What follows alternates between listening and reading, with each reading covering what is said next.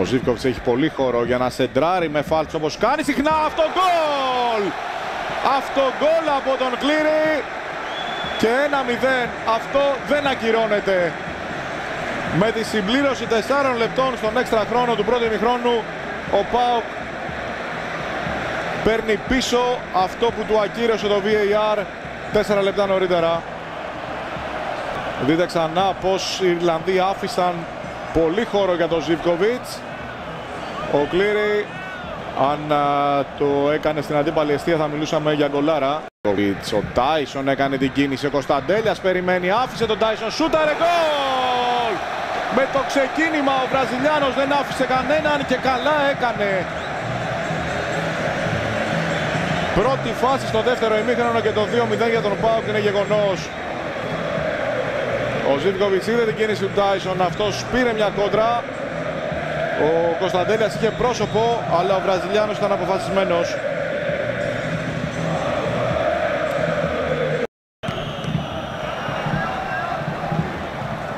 Έκλεψε ο Τάισον, ο Κωνσταντέλιας έχει την ευκαιρία για τον 3-0.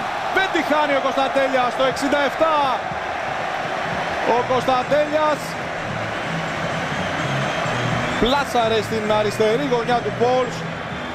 Καμία αντίδραση από τον Γερμανό. Ο ΠΑΟΚ, σας είπαμε ότι έχει την ευκαιρία να κάνει σκορ πρόκρισης και έχει βάλει πλώρη για να τα καταφέρει. 3-0 στο 67. Το γύρισμα για τον Τσάλοφ, δεν μπορεί ο Πόλς, έρχεται ο Μπάμπα, τώρα γίνεται το 4-0. Ο Μπάμπα, ο οποίος σκόραρε στο 41, το VAR του ακύρωσε τον γκολ. Τώρα έρχεται να μαζέψει το rebound από την κεφαλιά του Ρώσου. Ακόμα μια επέμβαση από τον Πόλς, ο οποίος, αν δεν ήταν και ο Γερμανός σήμερα, η Σάμροκ θα μετρούσε πολύ περισσότερα γκολ. Παθητικό. Το 4-0 έρχεται από τον Μπάμπα. Πάρα πολύ χώρο για να σκοράρει ο Φρανκόφσκι μόλις το 4ο λεπτό. Η Λαντς έχτισε από την αριστερή πλευρά, βρήκε τεράστιο κενό από την άλλη και ο Φρανκόφσκι είχε όλη την άνεση να κοντρολάρει και με το αριστερό να στείλει την μπάλα στην εστία του Ντραγκόφσκι. Ο Παναθηναϊκός, ο Μασάδο φεύγει και αριστερά ανοίγει το Τόμασον, σε αυτόν η μπάλα, η σέντρα του Τόμασον, το πλασέ, ο Ντραγκόφσκι, ο Σαΐντ. 2-0 για τη Λαντς που τιμωρεί τον Παναθηναϊκό, ο οποίος να σταματήσει το Μασάδο με φάουλ, δεν τα κατάφερε και συνέχεια η σέντρα προλαβαίνει τον Γέτβαϊ. Ο Σαΐντ παίρνει και την επαναφορά μετά την επέμβαση του Ντραγκόφσκι και κάνει το 2-0.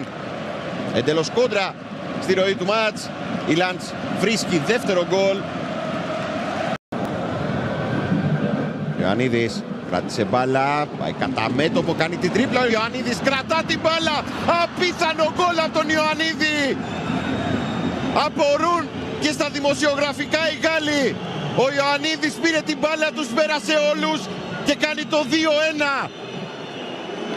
Το πήρε πάνω του ο αρχηγός του Παναθηναϊκού. Αυτό είναι το πρώτο γκολ του Ιωαννίδη. Με τον Διέγκο Αλόνσο είναι το πρώτο γκολ της φετινής σεζόν. Και τι γκολ! Παίρνει την μπάλα, αποφεύγει τον Τόμασον και αποφασίζει να πάει κατά μέτωπο. Περνάει δύο, άλλους δύο, πλασάρει και σκοράρει.